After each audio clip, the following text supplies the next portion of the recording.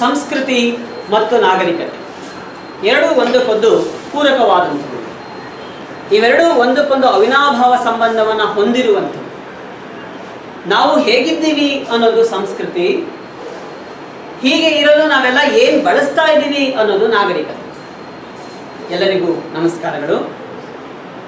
ಕರ್ನಾಟಕದ ರಾಜಧಾನಿ ಬೆಂಗಳೂರು, ಆದರೂ ನಾವು ಮೈಸೂರನ್ನು ಸಾಂಸ್ಕೃತಿಕ ರಾಜಧಾನಿ ಅಂತ ಕರಿತೀವಿ. ಹಾಗೆ ತುಮಕೂರು ತಾಲೂಕಿನಲ್ಲಿ ಹೋಬಳಿ ಕೋರ, ಆದರೆ ಸಾಂಸ್ಕೃತಿಕ ಹೋಬಳಿ ಮೆಳೆಹಳ್ಳಿ. ಮೆಳೆಹಳ್ಳಿ ಎಂಬುದು ನನ್ನೂರು, ನನ್ನ ತವರು ಮನೆ. ಇಲ್ಲಿ 12 ವರ್ಷಗಳಿಗೊಮ್ಮೆ ವೈಭವಯುತವಾದ ಒಂದು ಜಾತ್ರೆ ನಡೆಯುತ್ತದೆ. ಅದರ ಹೆಸರು ಕಂಚಿರಾಯನ ಪರಿಷೆ ಅಂತ ಹೇಳಿ. ಕಂಚಿರಾಯ ನಮ್ಮೂರಿನ ದೇವರಲ್ಲ, ನಮ್ಮೂರಿಗೆ ಸುಮಾರು 160 ಕಿಲೋಮೀಟರ್ ದೂರದಲ್ಲಿರುವ ವಜ್ರ ಎಂಬ ಸ್ಥಳವಿದೆ. ಆ ಸ್ಥಳದ ದೇವರು ಕಂಚಿರಾಯ. ವಜ್ರ ಪುರಾಣ ಪ್ರಸಿದ್ಧವಾದ ಸ್ಥಳ. ರಾಮಾಯಣ ಕಾಲದಲ್ಲಿ ದಶರಥನು ತನ್ನ ಶಬ್ದವೇದಿ ವಿದ್ಯೆಯನ್ನು ಬಳಸಿ ಶ್ರವಣಕುಮಾರನ್ನು ಕೊಂದ ಸ್ಥಳ ಅದು ಎಂಬ ನಂಬಿಕೆ ಅಲ್ಲಿನ ಜನರಲ್ಲಿ. ಹಾಗಾಗಿಯೇ ಅಲ್ಲಿ ದಶರಥ ರಾಮೇಶ್ವರ ಎಂಬ ದೇವರ ಗುಡಿ ಇದೆ. ಆ ದಶರಥ ರಾಮೇಶ್ವರರ ಕಾವಲುಗಾರನೇ ಕಂಚಿರಾಯ. ಈ ಕಂಚಿರಾಯ ಪ್ರತಿ 12 ವರ್ಷಗಳಿಗೊಮ್ಮೆ ನಮ್ಮೂರಿಗೆ ಕಾಲ್ನಡಿಗೆಯಲ್ಲೇ ಬರುತ್ತಾರೆ. ಕಂಚಿರಾಯ ಬರುವಾಗ ನಮ್ಮೂರಿಗೆ ಸ್ವರ್ಗವೇ ಬರುತ್ತದೆ. 2 ದಿನಗಳ ಕಾಲ ಸ್ವರ್ಗ ನಮ್ಮೂರಿನಲ್ಲಿಯೇ ನೆಲೆಸಿರುತ್ತದೆ. ಮೊದಲನೇ ದಿನ ಕಂಚಿರಾಯ ಎಲ್ಲರ ಮನೆಗಳಿಗೂ ಹೋಗುತ್ತಾನೆ.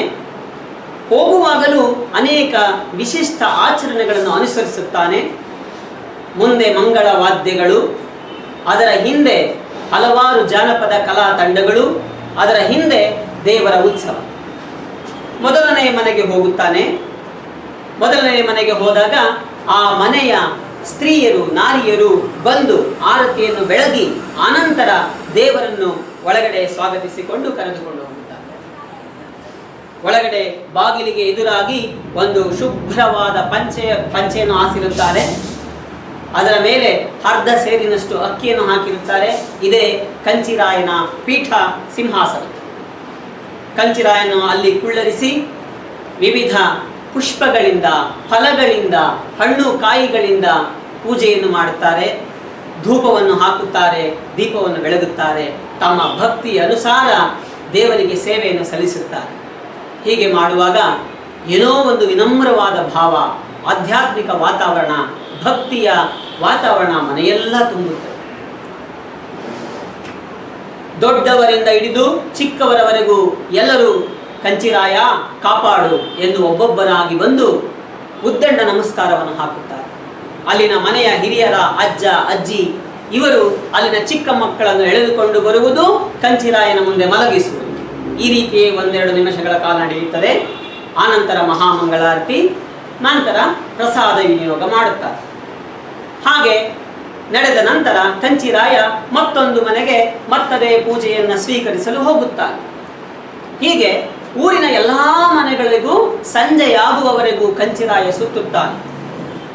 ಬಳೆಗಾರ ಶೆಟ್ಟಿಯೊಬ್ಬ ಸೂರ್ಯೋದಯಕ್ಕೆ ಹೊರಟು ಸೂರ್ಯಾಸ್ತದವರೆಗೆ ಸುತ್ತಾಡಿ ಆಯಾಸಗೊಂಡು ಮನೆಗೆ ಹಿಂದಿರುಗಿದ ಹಾಗೆ ಕಂಚಿರಾಯನು ಎಲ್ಲರ ಮನೆಗಳನ್ನು ಬಳಸಿಕೊಂಡು ಮತ್ತೆ ನಮ್ಮೂರಿನ ಆಂಜನೇಯನ ಗುಡಿಗೆ ಆ ರಾತ್ರಿ ಮಲಗಲು ಬರುತ್ತಾರೆ. ಮುಂದಿನ ದಿನ ಸಂಜೆ, 2ನೇ ದಿನ ಸಂಜೆ ವೈಭವವಾದ ಮೆರವಣಿಗೆ ನಡೆಯುತ್ತದೆ. ವಿಶಿಷ್ಟವಾದ ಆಚರಣೆ. ಅದಕ್ಕೂ ಮುಂಚೆ ಗರ್ಭಗುಡಿಯಲ್ಲಿ ಆಂಜನೇಯ ವಿಗ್ರಹ ಮೂರ್ತಿಯ ಪಕ್ಕ ಕಂಚಿರಾಯನನ್ನು ನೆಲೆಸಿರುತ್ತಾನೆ. ಕಂಚಿರಾಯ ಎಂದರೆ 3 ಅಡಿ ಎತ್ತರದ ಶುದ್ಧ ಬೆಳ್ಳಿಯ ವಿಗ್ರಹ. ತುಳಸಿ, ಕನಕಾಂಬರ, ಮಲ್ಲಿಗೆ ಹೂಗಳಿಂದ ಅಲಂಕರಿಸಿದರೆ ನೋಡಲು 2 ಕಣ್ಣು ಸಾಲದು. ಅಗಲವಾದ ಕಣ್ಣುಗಳು, ಭಯಂಕರವಾದ ರೂಪ, ಎಂಥವರನ್ನು ನಡುಗಿಸುವ ತೇಜಸ್ಸು ಕಂಚಿರಾಯನಲ್ಲಿದೆ. ಗರ್ಭಗುಡಿಯ ಪರದೆಯನ್ನು ಮುಚ್ಚಿರುತ್ತಾರೆ. ಊರಿನ ಜನರು ಸುತ್ತಮುತ್ತ ಅಕ್ಕಪಕ್ಕದ ಹಳ್ಳಿಯು ಅಲ್ಲಿ ನೆಲೆಸಿರುತ್ತಾರೆ. ವಾದ್ಯ ಪ್ರಾರಂಭವಾಗುತ್ತದೆ. ವಾದ್ಯದ ಜೋರು ಹೆಚ್ಚಾದಷ್ಟು ಜನರಿಗೆ ಕಂಚಿರಾಯನು ನೋಡುವ ತವಕ ಹೆಚ್ಚಾಗುತ್ತದೆ. ಒಮ್ಮೆ ಪರದೆಯನ್ನು ಸರಿಸಿದ ತಕ್ಷಣ ಒಮ್ಮೆಲೆ ಧೂಪದ ಹೊಗೆ ಆಚೆ ಬಂದು ಅಲ್ಲಿನ ಜನರೆಲ್ಲರನ್ನು ಮೂಕ ವಿಸ್ಮಿತರನ್ನಾಗಿ ಮಾಡಿದರು. ಮತ್ತೆ ಮಹಾಮಂಗಳಾರತಿ. ಇದಾದ ನಂತರ ಉತ್ಸವ ಪ್ರಾರಂಭವಾಗುತ್ತದೆ. ಕಂಚೀರಾಯನು ಈ ಬಾರಿ ಪಲ್ಲಕ್ಕಿಯ ಮೇಲೆ ಹೊರಿಸುವುದಿಲ್ಲ. ಕಂಚೀರಾಯನ ಜೊತೆ ಬಂದ ಪುರೋಹಿತನೊಬ್ಬ 3 ದಿನಗಳ ಕಾಲ ಉಪವಾಸವಿರುತ್ತಾನೆ. ಕೇವಲ ಹಸಿ ಹಾಲನ್ನಷ್ಟೇ ಕುಡಿದು ವ್ರತವನ್ನು ಆಚರಿಸಿ ಆತನೇ ಆ ದೇವರನ್ನು ಹೊರುತ್ತಾನೆ.